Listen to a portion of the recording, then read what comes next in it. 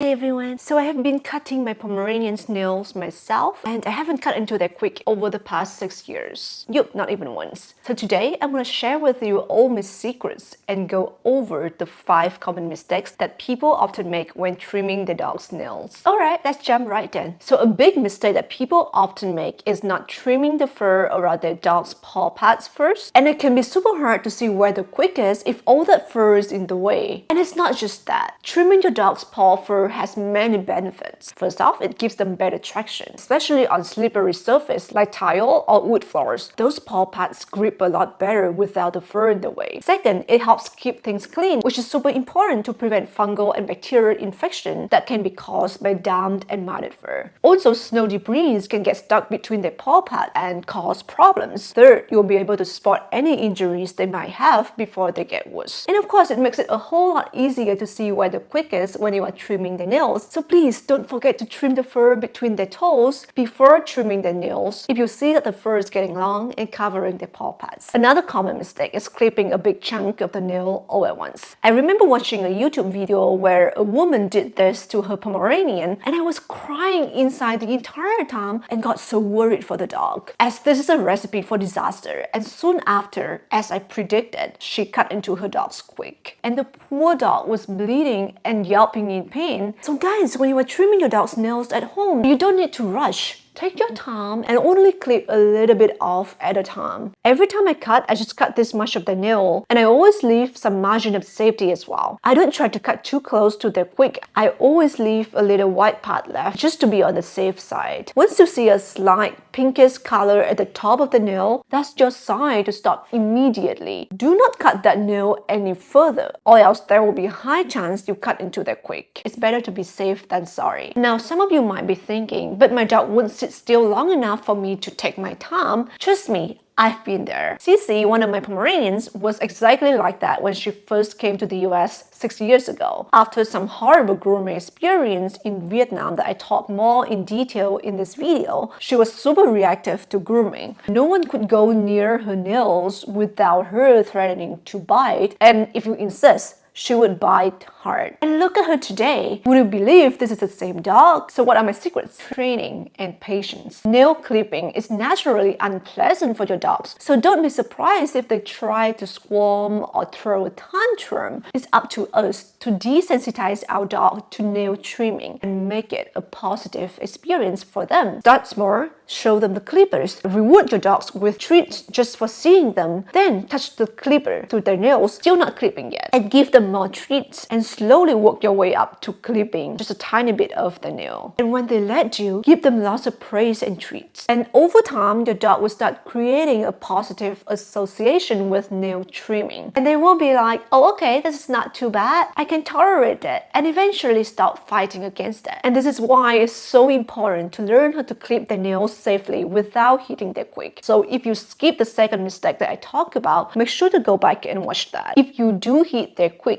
they can start developing fear. They will remember how much it hurts, and next time they will avoid it at all costs, and it will take a longer time for you to counter condition them. Now, this one isn't exactly a mistake, but more of a suggestion. Probably 99% of people trim their dog's nails with the dog standing, and while there's nothing wrong with that, I personally find this position tricky to work with because you don't have a clear view of their nails. Shadows get in the way, and you have to move your dog's legs in all sorts of weird angles to maneuver. I guess my point is, why struggle? Why not give this belly up position a try? Now, I know exactly what you are thinking. You are thinking, my dog doesn't lie around with their belly up like yours. And I hear you. Cece does naturally love to sleep on her belly, so I can't argue with you on that. However, Boo, my other Pomeranian, hates exposing his belly with passion. He never sleeps with his belly up in his life, but with some positive reinforcement and some tricks, I can still get him into this belly up position for nail trimming. And let me tell you, it's a game changer. There's nothing blocking your vision anymore, and it's so much easier to see where the quick is and avoid cutting into it. So here's my secret. Don't try to flip your dog over on a flat surface. If they never liked that position in the first place, chances are they won't stay still in that position. Instead, hold them like this in your hand behind, and then slowly sit on a sofa or something comfy with your leg elevated a little bit. They will be much less likely to move around. And if your dog is still not having it, get some help. For example, I can ask my mom to help giving Boo treats while he's in this position. The trick is to keep his favorite treats right in front of his nose and break them into tiny pieces and just keep giving it to him. That way his focus stays on the treats instead of trying to wiggle out of the belly up position. So the last tip is about being prepared. Even though I've never cut into my dog's quick over the past 6 years, I